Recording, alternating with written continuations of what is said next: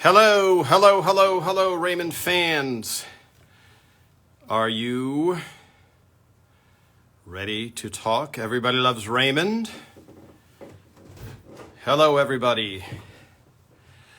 I'm excited. We have a very good day in store. Let me set up my microphone.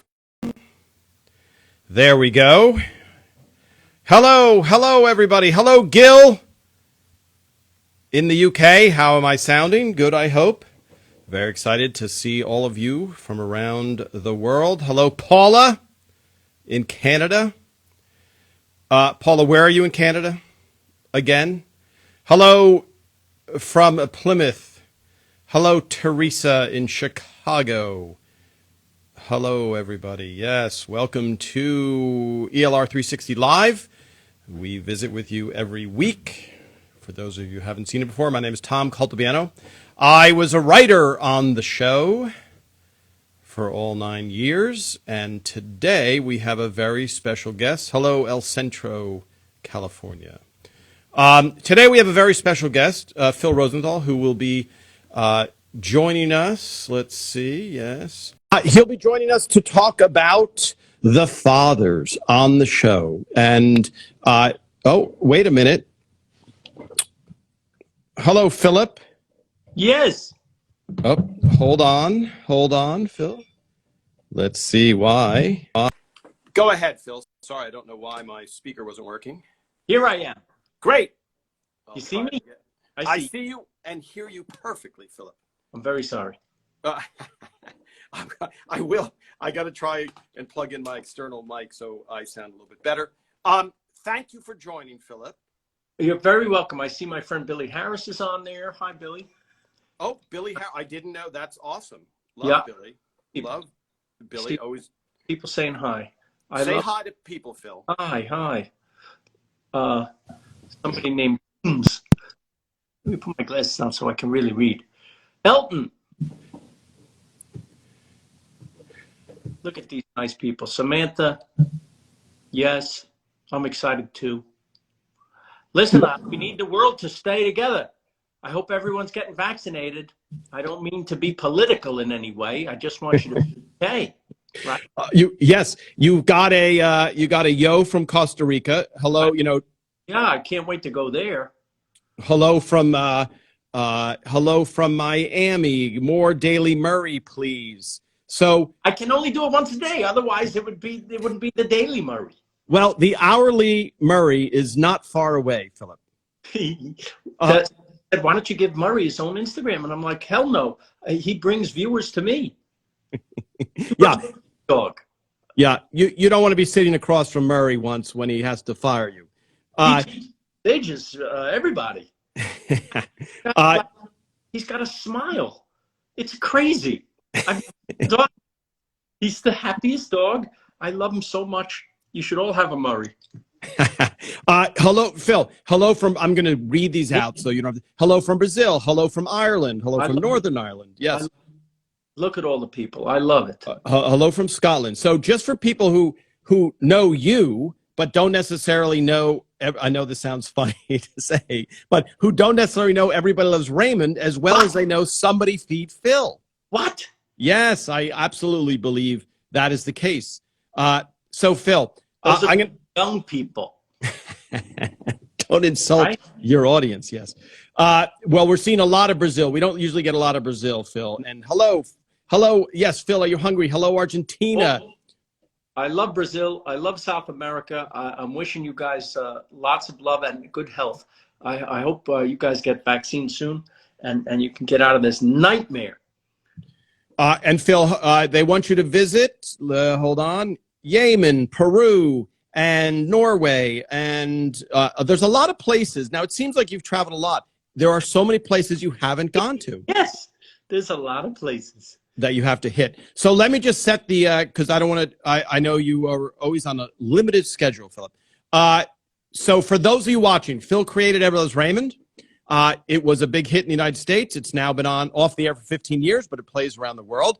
And I posted some pictures of, for those of you that watch Somebody Feed Phil, Max Rosenthal in Everybody Loves Raymond. So now, in hindsight, Max, who we know is very funny, on maybe the funniest part of Somebody Feed Phil, is he had brilliant comedic timing. But on Everybody Loves Raymond, you now have, as the showrunner, for those of you who don't know, is like the general of the show. Everything rests on his shoulders, and that was Phil.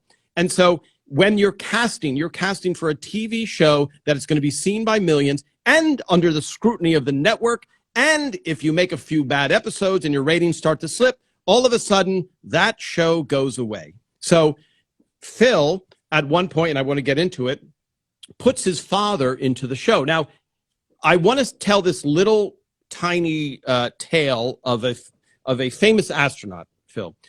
It was one of the original 7, okay? He goes off to fight in World War II. He flies a bomber, okay, a B-26 bomber, a tricky bomber. He comes back home from the war to his father's house to visit. His father won't let him drive the family car. So his father wouldn't let him drive the pickup truck or the car. And so there's a certain dynamic of your father, of all of our fathers, where you are the son and you have to get out from under that perception. So, and it might be, I don't know, with Max, he might have been, my son is brilliant and he can do everything, but you, as the person on the show, you have to give direction to people. You have to, and you did it very well, but whether someone does well or not, somebody has to call the shots because everything is under their responsibility. So you have to be very specific and take command on stage. That, to me, seems like maybe a challenge when your father is off stage going, I used to change his diapers, although I don't know if your father did. But this is my son. Who does he think he is bossing people around? I have a story, and I told this story at his funeral. So I'm going to share it with you guys now. Yes, my dad was in the show. We made him one of Frank's lodge buddies because we needed old guys. And Ray's dad, we kind of paired them together, Ray's dad and my dad, because quite frankly, we felt that they deserved each other. And they were hilarious separately and together.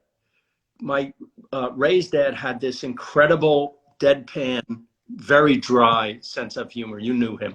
And my dad is a Borscht Belt, comedian for all intents and purposes.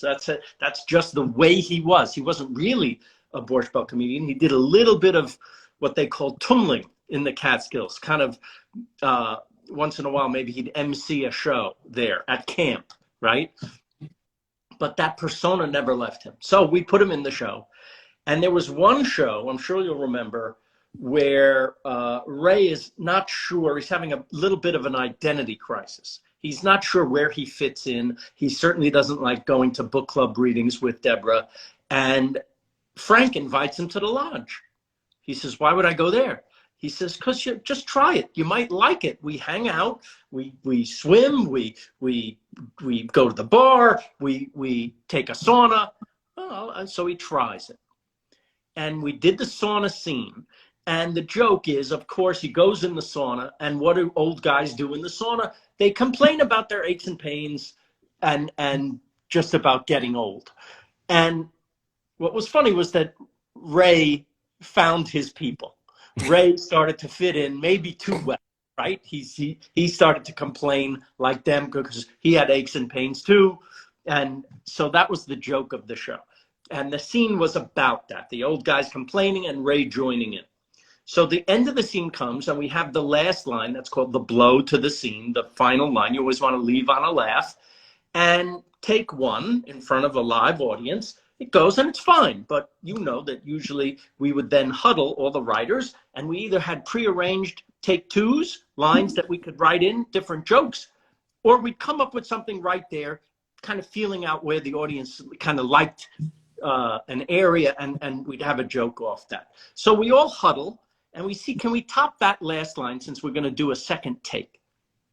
And we're huddling and it's, we do it quickly and furiously because the audience is waiting for the show to start again. They're not doing anything. They're just looking at the stage, waiting. Sometimes the warm-up guy is entertaining them. Sometimes it was Tom. Sometimes they do nothing. Right. So we go fast and we're huddled, and so I'm trying to give the impression that we're very intently focused and working, and I feel a tap on my shoulder, and it's my father. And I say, "What?" And he says, "I should have the last line." And I said, "Dad, I'm working here. Don't you see I'm with the people who make the show? Go back over there." By the way, their costume for the sauna scene is a towel wrapped around their waist. So imagine 10 guys, all over 70, with no shirts on. It's not great. This is how my father comes over to a group of people in front of an audience, right? Yes. So he's even closer to them than he should be. I tell him to go over there and let us do our work, okay? He says, I just think it would be funny if I had the first. I'm sure you would think it's funny if you had the last line. Go over there. Okay. And we give the last line to Peter Boyle on the second take. And we do it, and it doesn't go well. It doesn't go even as good as the first take. And we realize now we have to beat that line. We have to now do a third take, or maybe just a pickup of the last part of the scene with a line, right? And we're furiously huddled now, and we're talking and we're talking. And I look over just by chance, and I see my father in the corner. He's just looking at me like this. Go back. Please, leave me alone. He said, you know? So come on. And Aaron Shore came over, one of the writers. And he says, I think I have a good last line, but I think it should be Max. I said, I'm not giving it to him. I don't want him to have it now, because that would mean, right, we can't have it. And I say, what's the line? And he tells me the line. I go, damn it. All right, Dad, come here. He says, yes. I said, Ray's going to say this, and you say this. He says, all right. And he goes back, and we start the last part of the scene again, and the guys are complaining, and Ray has his complaint. Ray says, I got up 3 times last night to pee. And my father says, at least you got up. And it killed. It was hilarious. Yeah. And of course, I had to go over to my father and go, very good. You were very good. He says, I told you. Now, by the way, the fact, let's go back to, because that's such a great story of him delivering, because as not an actor, not what's an that? actor. Not right. Completely confident in the ability to deliver a line like that.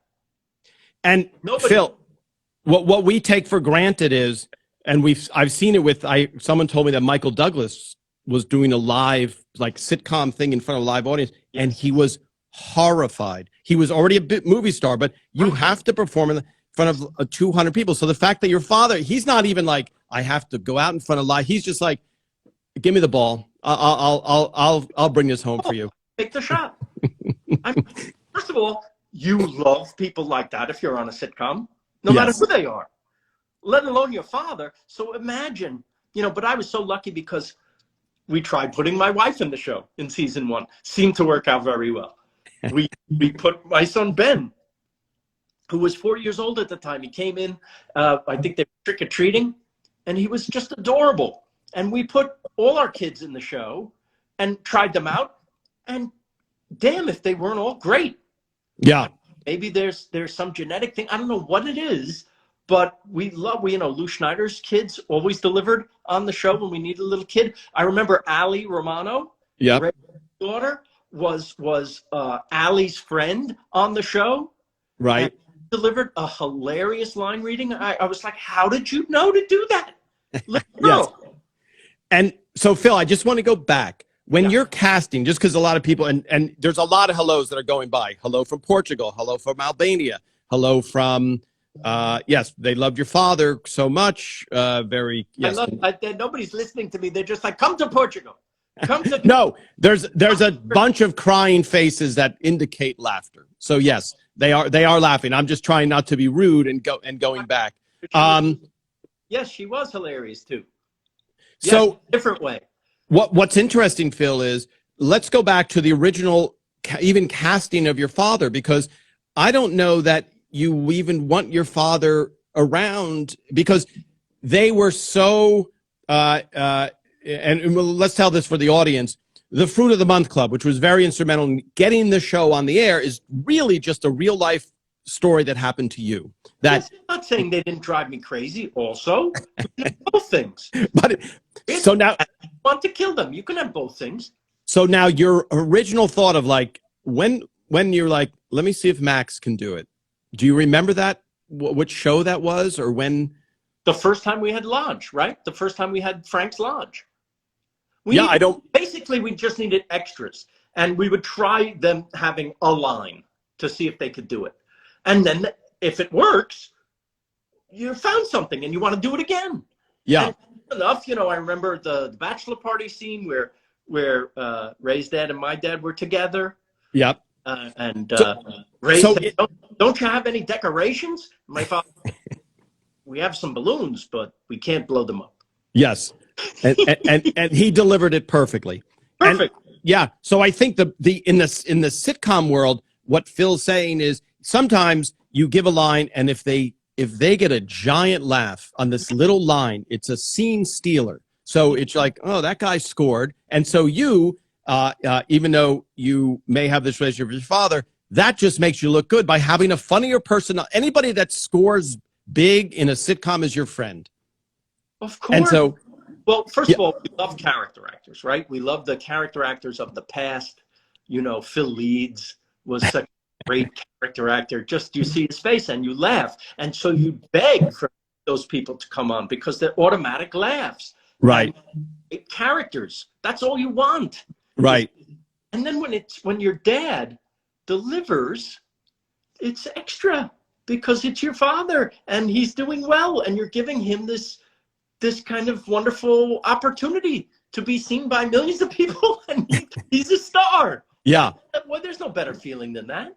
And so I think for your father specifically, compared to Ray's father, because Ray's father didn't really want to be on, because he did have that dry delivery. He did deliver. But your father, and if you don't mind me, don't mind this, I'll share this. When Phil had a big birthday, they had a big roast for him at the Friars Club in Los Angeles. Yeah. And Phil's father was there. And there's a lot of professional comedians there on the dais. Right. And my had even hired a very famous old comedian named Red Buttons. Right. So Red Buttons, who's about as legendary as you can get, Ray Romano. What's that? Especially for a roast. Yes. The Friars Club roasts were the big, entertainment of the 50s and 60s and 70s. And Red Buttons was the staple of the roasts. Yes. That routine that he did and tailored it to whoever it was. And my wife paid Red Buttons to show up at our little roast for me. And he was great. And do you remember, if you don't, your father was on the dais and you're thinking, so when you watch these old celebrity roasts with Dean Martin or something, you think, oh man, do you want to follow Don Rickles? Do you want to follow, like there's Alan King, there's the who's who of comedians. And on your dais are all these really good comedians, including Ray Romano. Yes. Yeah. And so your father goes up, and do you remember the line he delivered? The very first line, he was visibly nervous, right? Because he was in such company. But he got up and he said, oh my God, he said, Red Buttons. I remember I saw Red Buttons 40 years ago at the Tamawak Lodge. Same jokes. And everyone died laughing. I mean, I think that was the line of the night because it was so unexpected and it was so hilarious coming from him. Well, it was unexpected. It was delivered perfectly. Right. And he's taking a dig at a legend of comedy. It's a very risky move to... Luckily, Red had left the building by then. To take a swing at the star. And that was awesome. And to my dad's credit, he knew exactly what he was doing. He knew that because he feels like he's nobody and Red Buttons is as big as they get in this field, that to do that joke would kill. And he did. And to flash forward to somebody feed Phil, I know that his jokes were things that people look forward to, and he delivered every single time. And my wife would tell me, because I'm on the road doing the show and I'm going to Skype in to him, and he's going to, I started to want a joke every time, right? And he does remember a lot of jokes, but just to make sure, he goes through on the internet and he's looking at like Henny Youngman jokes, Jackie Mason jokes, who just passed, by the way, and you know, old Jewish jokes, and seeing which ones he can remember, and then he delivers as a performer as if he just thought of it. Yeah. And he's fantastic. And that was, you know, it's funny because Aaron Shore was talking about, and your father has the same quality. Aaron Shore said, I was watching Ray. We were doing the show in Hawaii when we did the writer show. Right. And Aaron is sitting there going, the way Ray's delivering, you're like, oh, wait, he forgot the line. No, his timing is so perfect and pausing. And your father had remarkable timing of his joke. If you, and I don't know where you can see I know which one you're referring to, because I told this at the funeral as well. I told the people, if you want the essential Max collector joke, go on YouTube and search old Jews telling jokes. Old Jews telling jokes. Max Rosenthal, the restaurant. That joke. There's a moment in the joke where it looks like my dad has forgotten the joke, but he's acting. It's the character in the joke trying to remember something, but he's so believable that I thought, Dad, you're okay, like that. But he always amazed me, because he does get very nervous. I inherited this as well. I get nervous, you know, if I have to go on stage, no matter what it is, have a little bit of that anxiety. I hope it goes okay. And and you know, because you're a comedian, the moment you hear the first laugh, you can settle. But until you do, it's the great unknown. Yes, yes. So sorry, Phil, just because there's a lot of your fans. So this is Tom Caltabiano. I was a writer on Eros Raymond. I'm talking to Phil. So Phil was technically my boss for 9 years, and I sat in a room with him for 9 years. But now say that again? Now I listen to you. Well, you would listen to me then, but just say, I don't think that's a good idea. I act like you're my boss now. Come on. So, yeah. So what's funny is, just because I've shared probably as many meals with you in my time. So 9 years times more, you know, yes. And I also was a guest on your show in Seoul, Korea. I was in Seoul, Korea. That was so fun. You have to come with me again somewhere. I just had, we were invited to dinner for the first time. We've lived in this neighborhood for many years. And for the first time, the Korean neighbors across the street invited us for dinner. And we went last night, and they were shocked that I knew about army stew. Yeah. Tteokbokki, right? They couldn't believe it. And that's what the show is, you know. It's kind of given me this kind of calling card to the world, and I learned so much about all these cuisines, and then that makes you a more enriched person, I think, and makes it better for you to make friends around the world. Yeah, and I think, Phil, your enthusiasm comes through, and for obviously your neighbors didn't even know you had a food travel show. I think they did. I don't think they would invite me if I wasn't very, very famous. Just a normal person. Well, I will say this, Phil. You are the creation of Eros Raymond is a very high profile thing, but not outside of the industry. So now you are kind of like Elvis Presley once you're inside of a restaurant. When you leave the restaurant, not as much, but you have become a face that the excitement that people, and we went to lunch recently, and it was a group of Asian women who it was as if Elvis came into the building. To which I say, where were you girls in high school? They were ignoring you, Phil. I'm married 32 years. It's over for me, people. I don't. Yeah. That's when I needed you. Now, you know, I don't know if everyone knows, but the Critics' Choice this year voted me Male Star of the Year. Now, me. Wait, who was the female star of the year? Dr. Pimple Popper. And I tell people I'm equally disgusting. They're not. Not that she's disgusting. Her vocation might be Yes. a little bit challenging for a lot of people to watch, me included. I can't watch a hospital show. I don't like any kind of medical procedure. So if you tell me you're Dr. Pimple Popper, there's a very good chance I will not be speaking to you. Image in my head, I don't want it. By the way, Critics' Choice Male Star of the Year. These are all words that have never been associated with me. Star, male, choice. No one has ever said these things in combination with me. But Yeah. I'm very flattered and very honored, and I'm telling everyone, especially women, that I think, Phil, I think when someone says, well, who was the female star, you should say, I think it was Scarlett Johansson. It was either Scarlett Johansson and then mumble Dr. Pimple Popper. Hayek or Scarlett Johansson, yes. And then mumble Dr. Pimple Popper as just, yeah. Then people go, oh, I don't know who the last one is, but the other two sound impressive. Now, Phil, somebody saying, I'm just scrolling back through saying hello. There's so many comments. This is the most comments. That's gotcha. Great. Oh, yes.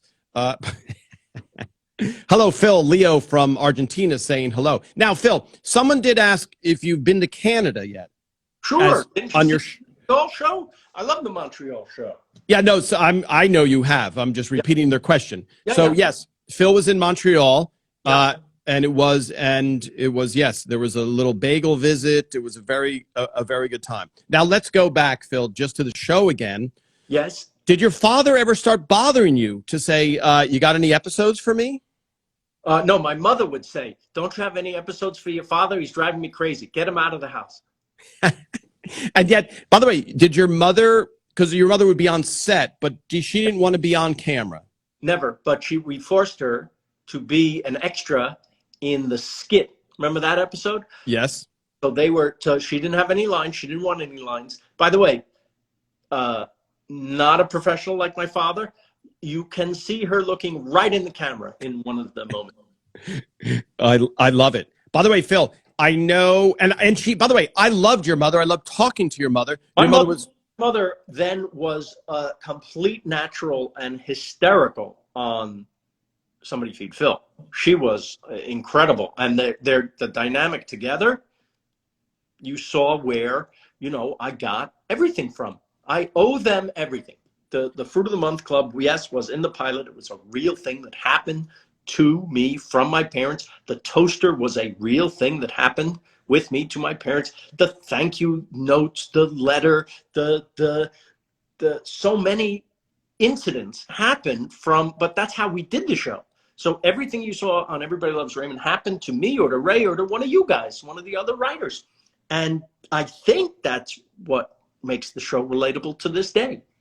And I think, Phil, just because we're going, because I'm just reading the comments and there's so many fans of your food show. So, if you watch the Italy episode on Eros Raymond, you kind of see the beginning of Somebody Feed Phil in a way. You kind of see what Phil does to people of saying, look at this and look how great this is. He did it to Ray Barone in that episode. Everything, Somebody Feed Phil came directly from doing that episode of Raymond, the Italy episode.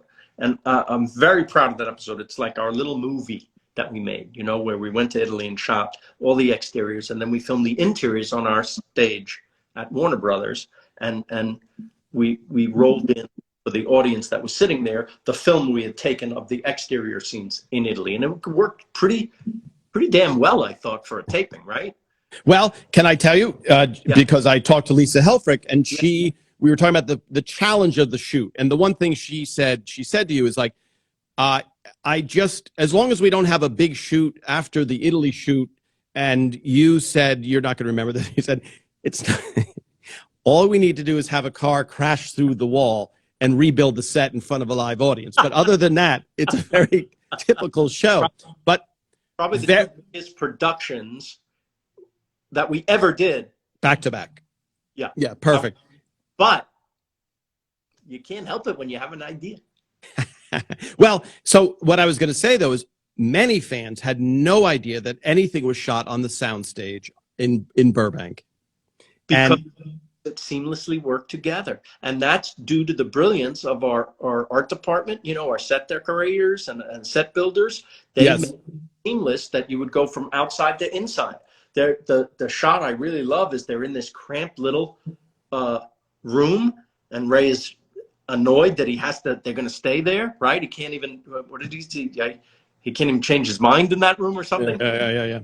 And she said, "Oh my God, Ray, look at this." And she walks past the camera this way out to the porch, and she just walks.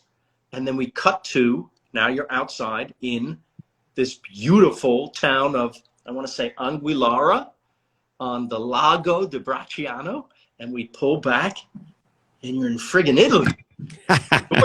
I swear that it makes me emotional just to think about it, and the way we had the music and everything. It was so nice. Yeah. But Ray didn't want to go to Italy. Ray Romano didn't want to go to Italy. In real life. Yes. I asked him where he was going on his vacation after season 1, and he said he goes to Jersey Shore. And he didn't want to go to, I suggested Italy, like as a place to go, and he said he wasn't really interested in other cultures. So that was, seemed like a show, that you send him over with that attitude and you send him back with my attitude. Yeah. So decided to go travel. Well, go ahead. No, that was the episode. And that did happen to Ray Romano in real life. Which was the best part of doing that episode. As good as the show was, what I loved the most was seeing Ray, the person, get it. "Oh, Phil, did you try this gelato?" "Yes, I've been here before." "Yeah, but did you try the lemon with the chocolate?" "Yes, it's very good." "And the pizza, oh my God." By the way, there is no bigger converted person than a stubborn Ray Romano who gets to introduce something, then he starts telling you how good this is, and you should be more open-minded. With sushi, it happened, right? Yes. I had sushi before we started going to Nozawa. No. It took like a team of wild horses to bring him there. Yes. What do you mean? They don't cook it? Oh, and then it became his go-to place. Yeah. We went every week, and he would go 3 times a week if he could.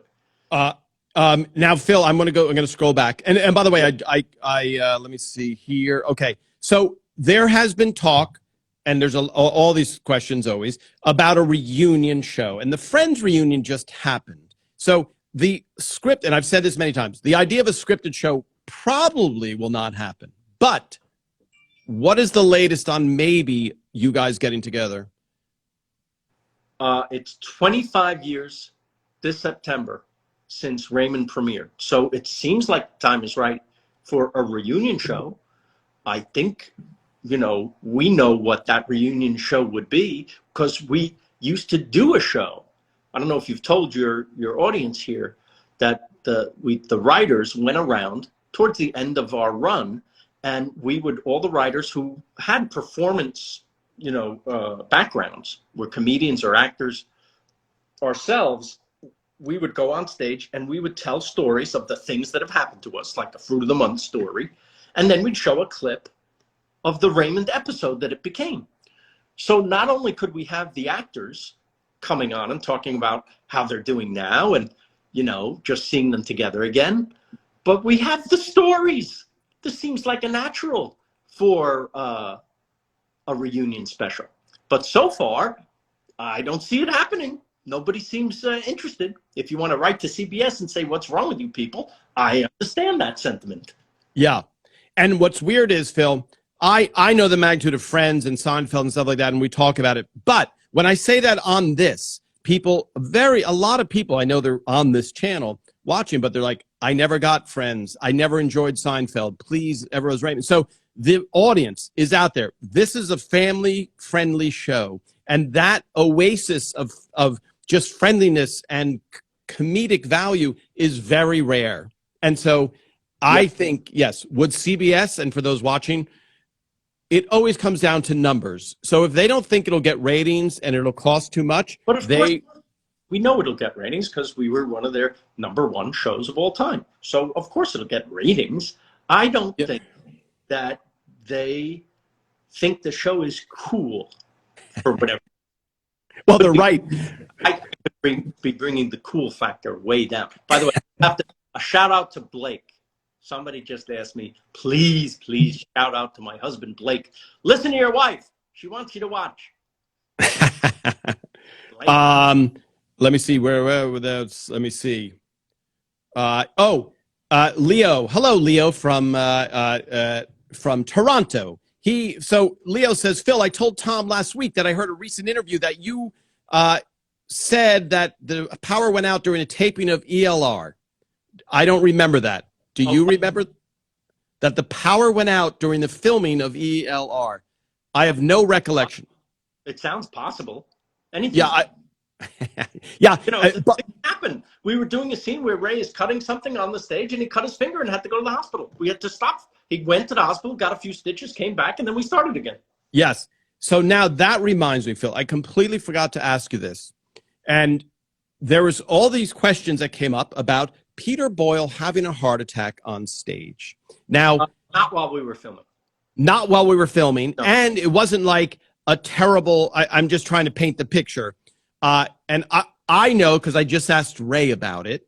And he said, yes, here's what I remember. He looked pasty. The first AD, Randy, said, Peter, you don't look well. You should go to the hospital. And they were rehearsing. And he didn't want to. And so you... To the hospital. You got called down to stage. You know, heart attacks happen. It's not like in the movies all the time where you go, and then fall down. You could be having a heart attack and still be able to talk and just look terrible. And apparently that was Peter Boyle's heart attack. He just looked like, all the blood drained from his face, and he was sitting and breathing heavy and certainly not doing well. And they called me in the office and they said he went to his trailer, but he's refusing to see a doctor. So I went to the trailer, very scared, very nervous. First of all, he's our friend. He's pretty much a father figure for the whole show. And I hate the idea of him being in trouble this way. And I didn't know what to do, but I said, I made up a baloney story of how if he didn't go to the hospital, I would get in trouble. That I would be personally, I could even be fired if I didn't take the necessary precautions. None of that was true.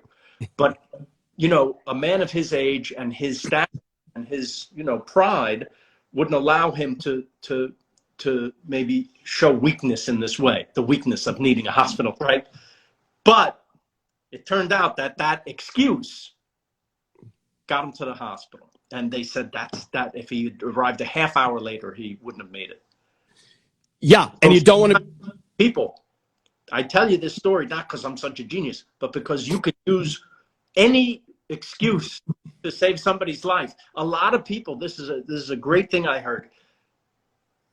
So many people die of embarrassment. They're ashamed to admit that something's wrong. They fall and they go, I'm fine. They don't want a fuss made about them. They want, part of it is we want just life to continue as if nothing bad happened to me, right? You almost willing it away, but that doesn't always work. So whatever it takes to get that person help, even if it means sublimating yourself and just taking any blame, whatever it is, make up anything, give the person the excuse they need to go. Yeah. I love that somebody watching this will go, what's your takeaway?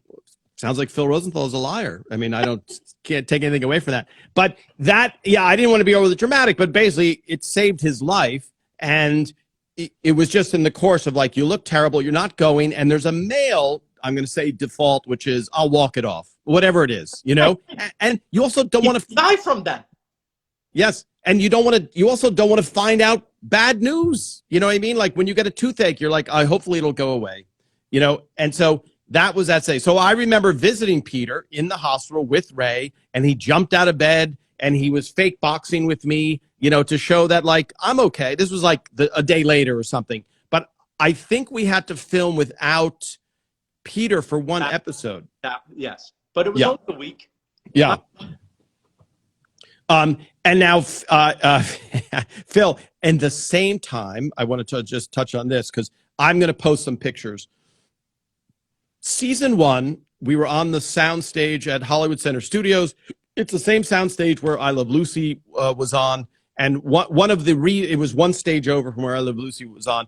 And by the way, one of the reasons I started doing this is I read Desi Arnaz's book, and I'm like, why didn't everybody else write a book who worked on the show? It was so interesting to me because even you don't know everything the props department was doing. You can't, you know what I mean? And so I don't know. I was fascinated to hear some things like that Lisa had to juggle. Yeah. But season 1, and this is very, I don't know if you know this, but I Love Lucy had the highest ratings ever because she gave birth on the show the same night she gave birth in real life. And they saw President, it just timed out perfectly. They saw President Eisenhower, who was knocked off of the ratings, his inaugural, I think it was, because the I Love Lucy episode was so powerful, okay? Season 1 of Eros Raymond, Patricia Heaton gets pregnant. And she says to you, I don't really show much, okay? And so I know you lied to save Peter Boyle's... So not only did Patty show much, but she might show more than any other woman I've ever seen pregnant. So showing, I'd hate to see what showing is.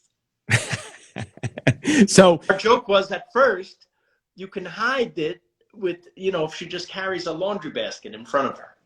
Then you hide it with a couch, that she's behind the couch, when you shoot her from the waist up. And then you have to have a steamship on stage for her to... And for that first season, we built in a flashback where Ray, she's pregnant. Right. And we find out where she's living, how can we use this belly bump? Find out where is she living, how did they wind up across from Frank and Marie. So it played in perfectly, and that was the last episode. So then she was able to give birth like in June or something like that. Did you freeze? There you go. That's a phone call coming in on my iPad. What? It's Patty Heaton saying, "How dare you?" Then in season 3 again, she gets pregnant again. And what's going on in that house? And now she's going to give birth in the middle of the season. That was more challenging. Yes. And I don't think we ever, but I'm going to post some of those pictures because when you know that information, for example, Lisa Helfrich recounted a time, and I think you'll remember this. You have an interest in food. You wanted us to go to this big charity. We went to this big charity event, and it was the time I brought the young girl to this charity event. That's not the interesting part. The interesting part was Doris Roberts fell. Oh. And yes, and we all went to the hospital to make sure that Doris was okay, which was, and she was, but her face was really, and so, yes. And so when you see, now with that information, people find that episode right away. And by the way, Phil, this you will be very excited to hear.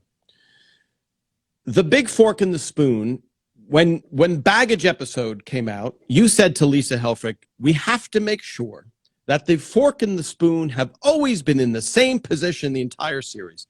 Well, you got it. Just continuity. So in normal continuity, people assume that the set is always there. But that Frank and Marie's kitchen was actually what's called a swing set. So in other words, it was only built when there was a scene necessary in the script. So some weeks it wasn't there because we didn't need that set. So I just asked, just make sure, because we're going to feature the Big Fork and Spoon, that they're in the same position that they're always in. Just double check that. Right. And so it airs, and then a fan, which I'm getting to this point here on this also, these great fans watching, Lisa gets a letter or something that, hey, the fork and spoon weren't always in that position. And I forget how she broke the news to you, but it didn't. You used to say, Mom, my little wooden show, because it always felt like, aren't we a giant network show? So I put that question, and somebody on here instantly within an hour told me the episode that it switched. And it was, yes. And so it switched, and it was like, charge of continuity. And for those, by the way, usually it doesn't matter so much. And you used to say, Phil, if they're paying attention to where the toaster is in the background, we have a very boring show. And so somebody showed a thing with Stanley Kubrick that they in The Shining there was this actual movie made about the hidden messages in The Shining, right? All ridiculous. And they showed, he's not really there, because they show him sitting at the typewriter, and then there was a chair right here, and here it is, not there. When we cut back, that now it's not there. He's telling you that he's not really there. And so we happen to know somebody who worked with Kubrick, and I asked him, what about that? He goes, oh, just bad continuity. They didn't. And we said to Stanley when we watched the movie, the chair was there and then it wasn't there. He says, if they're looking at that, we got much bigger problems. Oh, that's great. Right? Yeah. So you should be paying attention to, a lot of times an editor, just because they're trained this way to pick things that, for continuity's sake, look perfect. And I'm like, the scene that's in the show that I see there, the editor's cut of the show, wait a minute, I remember this getting huge laughs. Why is this the take that you used? Oh no, I used a third take because there was a slight boom shadow up in the corner over here, a slight shadow. I'm like, right. So we sacrificed the laughs in the show for that? Yes, but it's not their fault. That's what they're trained to look at everything very carefully and go by that. Yeah. But you can't, you gotta have priorities, people. So that what you're hitting upon, Phil, because I've talked about this before. Every department takes huge pride in their division, as they should. And so you have to go, there's one check at the top. Is it funnier or less funny? So, okay, her makeup, is it funnier or less funny? It's funnier. Okay, no one cares. Or, we're willing to sacrifice that something is a kilter for that laugh. Cheers. Everybody's seen Cheers, right?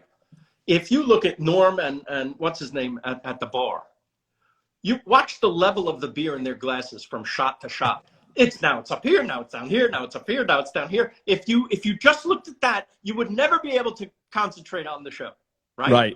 There's a story about Taxi, the show Taxi. They had filmed the pilot, and they wanted regular people's reaction to Taxi, which took place in a taxi depot. So one of the producers showed it to a guy who filled the soda machines in the office, okay? And he said, take a look at this tape. Tell us what you think of this sitcom. And he watches it, and he comes back. He goes, I don't like it at all. Really? Why not? He goes, the soda machine in the taxi depot, they had Coke and Pepsi in the same machine. That would never happen. And it's, by the way, that makes total sense because they're losing sight. And by the way, if it was a demo they made, that Coca-Cola made for something, that guy is the president of that, of that commercial. They're like, he spotted a terrible error. What was the error? Yeah.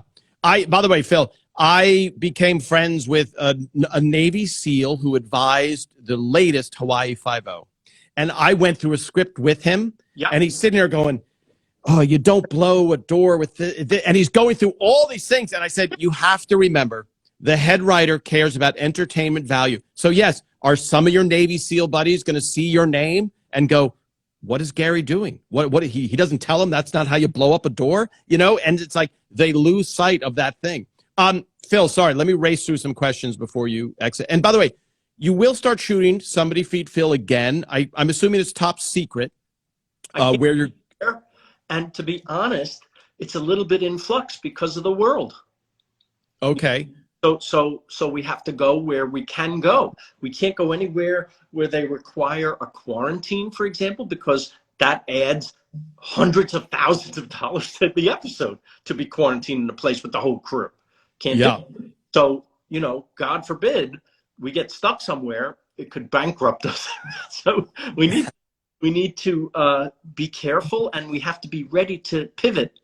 So, just like we did last time, 4 out of the 10 shows will be American cities. So, and for now, those are still open, but who knows what's going to happen?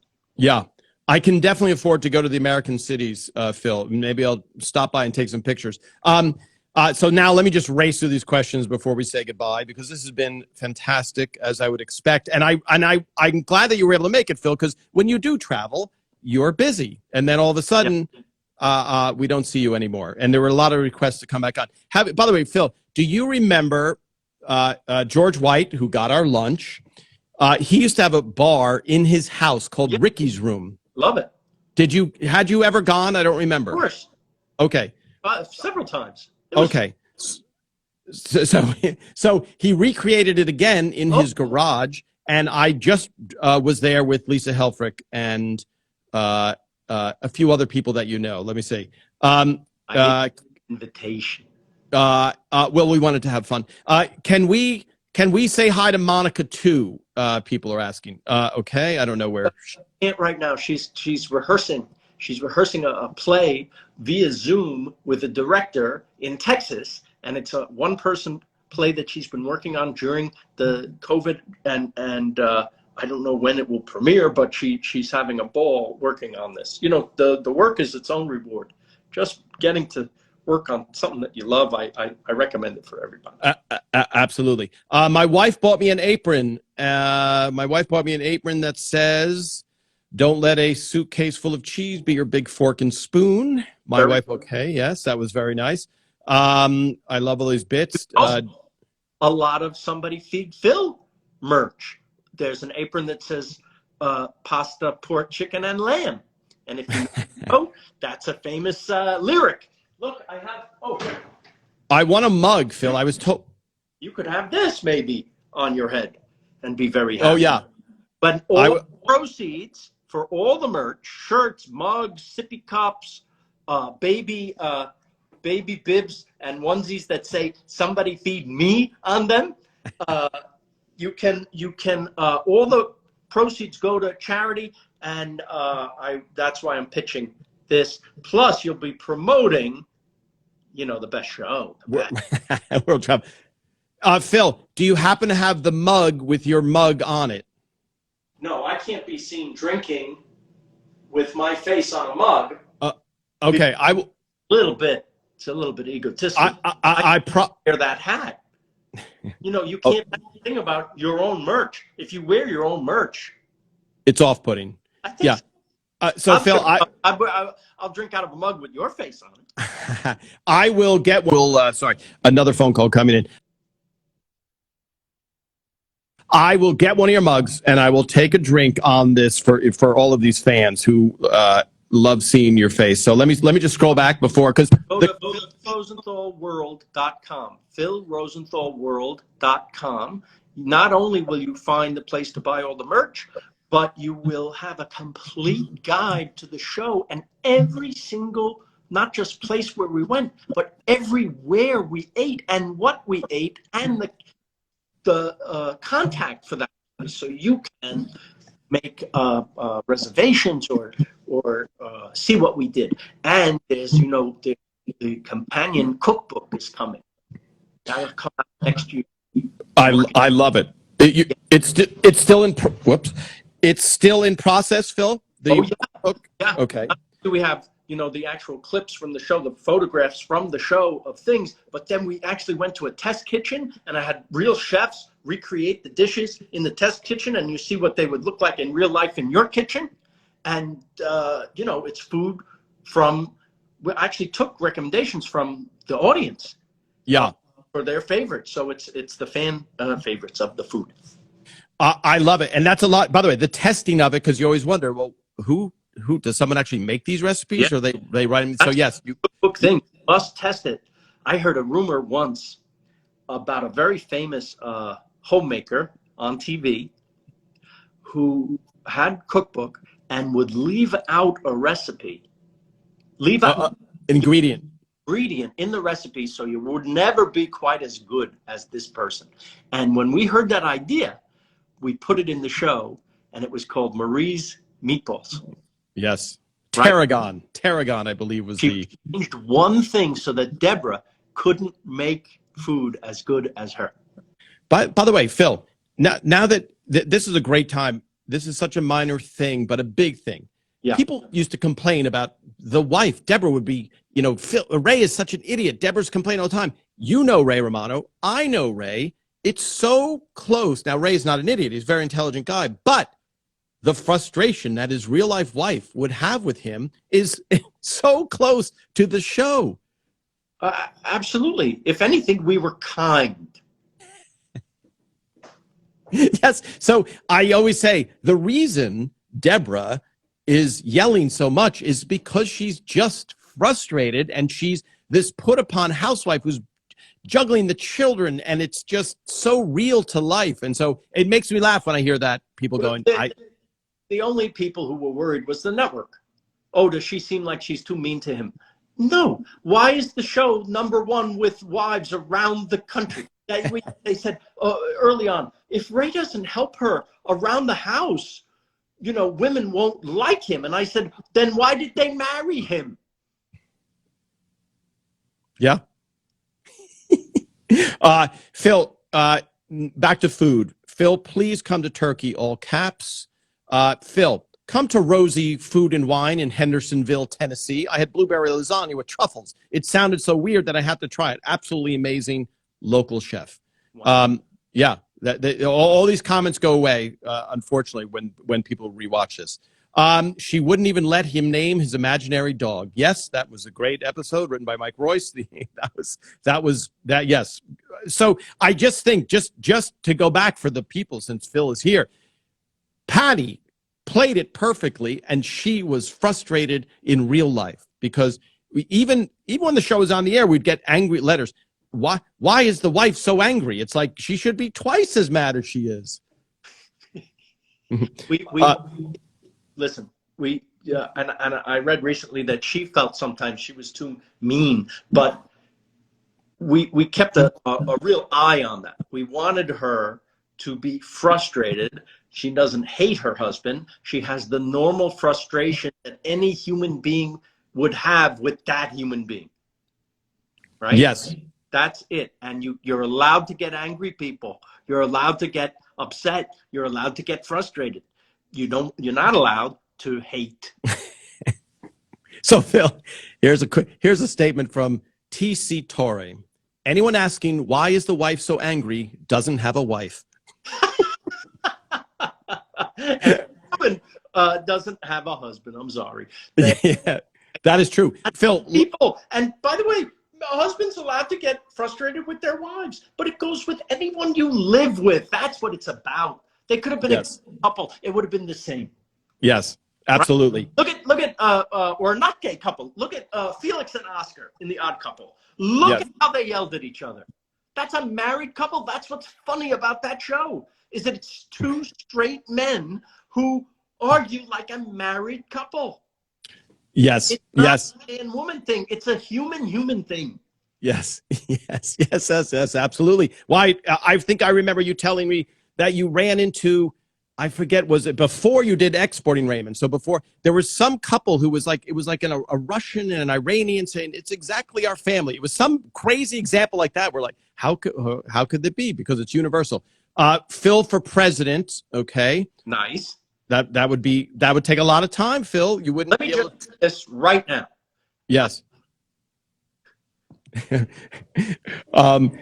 Wait a minute. Let me see. Phil, last few questions. So this is a good question. Are there any of the food places you've gone where you could, because I know Anthony Bourdain went to Sicily twice because he felt like he didn't hit enough. I haven't been there once yet. I'm dying to go. But nothing, just because you've been there, I know you have so many places to cover, doesn't preclude you going to one of the places that you've loved and been to. Hong Kong or something. I'm saying, I know it's tough now. To go back. We would let enough time to pass, though. And mind you, we started the first series, the PBS series, 7 years ago, right? Yeah. But there have been years in between, Yeah. There was like 2 years almost between the PBS series and the Netflix series for legal baloney reasons. And then there's always a year in between the two seasons of, listen, we're so lucky. Most shows on Netflix, they last 2 seasons. And then they go on to new shows. They found that they get more subscribers with new shows rather than existing series having new episodes. And so we're lucky we're going into season 5 and 6. That's incredible. Yeah. And I think just so people understand what Phil's talking about, when you have an Eros Raymond or a Friends or a Seinfeld, they would like the show to run for 20 years because once you have the audience, then it's a hit show. They're like, please do more episodes, please. Netflix. The business is different. I mean, you and I both know the joy of having a long running thing and how the show builds and can build in quality even. Yeah. And get richer and deeper, and you start to know the characters, and soon the audience is laughing just from a look, just because we know what's in the character's head. Well, it's the exact same thing with my show. Yes. You start to anticipate how I might react or how might someone react to me. Right. Even though I am myself, I'm still a character that you're seeing. Every show, a news show, a cop show, a hospital show, a drama, a comedy. Every show on TV is about a family. Every show, the Today Show, is about a family. Those people, they're together every day. And so you start to learn how they interact and everything. And that's like your family. You're with them every day. So that's why these things are relatable. And if you give them time to breathe and they're any good at all, they actually get better. Yeah. And to be honest, Phil, in a way, just doing this every week, I see the comments of people who have gotten to be friendly within the comments of each other on this. So it becomes this family. It's about a family now. Yes. And so I think, and also, Phil, the show, Eros Raymond, that because again, I can say this because I witnessed it. A lot of people watching go, okay, what did Phil do exactly with Eros Raymond? And so the fact that you were the guy that sat there for every show, the attention to detail, the amount of effort that it takes to make a show consistent from first episode to last episode is astounding. And the reason that most shows are not only even the shows that start off and you have 1 or 2 good seasons, the creator often leaves because they get a big money. So the fact that you created this, and I think the fact that it's been off the air for 15 years, what you're watching now is the people hungry for that type of family entertainment that's wholesome. And and I think if you watch somebody feed Phil, you get that same warm feeling. Thank you. That's lovely. It's why I think a show like Ted Lasso stands out, because there's so much love in it and in his character. And we need at least a couple shows like that. Yes, I agree. Now, Phil, sorry, these are great comments. NASA, NCAS, Gemini Navy crew reporting in to say hi. We love you, Phil. Wow. The Navy Gemini crew. Yeah, we'll have to look it up. And what's that? How's the food on board, crew? Okay. Well, Phil, this has been a pleasure. We've gone the full hour, which is fantastic. Wow. I understand you. I mean, you have a standing ovation invitation. So if you ever want to announce anything or whatever, you're welcome to come on anytime. I'm talking to as many people from every level of the show on here as possible. But you are always one of the special guests because there is no more world expert on Eros Raymond than you. Let me see. So very okay. To read the comments later because I couldn't read them while I'm talking. There's no. They go away. Well, they go away. That's for not answering everybody. But I was talking. Yeah, I'm saying. Does anyone? I was so busy talking. And thank you, people. You're so nice to stick with us and to listen, Tom. I don't want him to hear, but Tom needs this desperately. So, but Tom. By the way, the comments are so nice, Phil. Does anyone else laugh even harder the 2nd or 10th time they watch ELR? Sometimes I think I'm nuts. And okay, Phil. That's the supreme compliment when you can watch something again and again. And there's a trick to that for us. Not a trick, but a kind of just a philosophy. If you notice on Everybody Loves Raymond, there's no topical jokes. You know, we're filming this at the time of who was president? Bill Clinton, right? Yeah. Yeah. There's no Clinton jokes, really. Nope. There's no whoever the stars of the day were. There's none of those jokes. We're not talking about fashion or thing. Obviously not about fashion. But the only thing that might date the show is what they're wearing, and maybe that goes out of style. But we figured we'd tackle the stuff that was most relatable to human beings on the planet. Yes. Thing with a husband, thing with a brother, thing with a parents, right? That's the stuff that endures. And we thought, if we're going to be on TV, why not take the job very seriously with the goal of lasting, with the goal of maybe this will be on years from now. We'd like it to be good. So that was very important.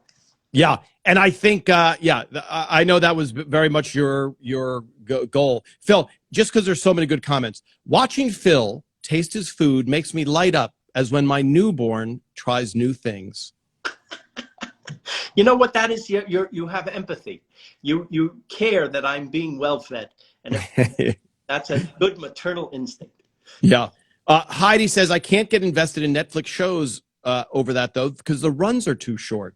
Yes. For my show, you can be invested because you already know there's going to be season 5 and 6. Yes, which is very rare. All right, Phil, when can you announce where you're going? When will that? For some reason, they like to surprise you when it drops. Okay. So when it's going to drop, which is a long time from now. Well, but not film it first. So I'm guessing, I can't say with any certainty whatsoever. It might be sooner, it might be later, but I would imagine next summer the shows that we're about to film will be on, because we'll not just film them all, which takes 6 months. They have to be edited. So there's all that. Yeah, and you're involved in that process the whole time. Yeah, so I'm saying when they're going to drop, we'll see you again, and obviously I'm going to ask you to come back again before then. But any closing things, Phil? Because this has been fantastic. And thank you. I'm seeing. Lose you. That's a phone call again. Yeah. I will. I got a phone call. I got a phone call, and I was tempted to take it. It's up with me already. No, I think I'm seeing you later tonight. Yes, I will see you later tonight. And everyone who's watching around the world, just know that I love you and I'm thinking about you, and I want you to be healthy, and I want you to get vaccinated. I've been vaccinated, and I'm here to tell you I'm okay. Yes. And just to close again, for a lot of people, I'm Tom Caldabiano. I was a writer on Everybody Loves Raymond. I know Phil because I sat in a room with him for 9 years. You can see me on the Seoul Korea, only because people are saying, Phil, who are you talking to? I was a writer, and I've eaten a lot of meals with Phil, including in a few hours. All right, Philip, thank you so much. Tom, you're very nice. You're welcome anytime. Thank you. All right. Talk to you guys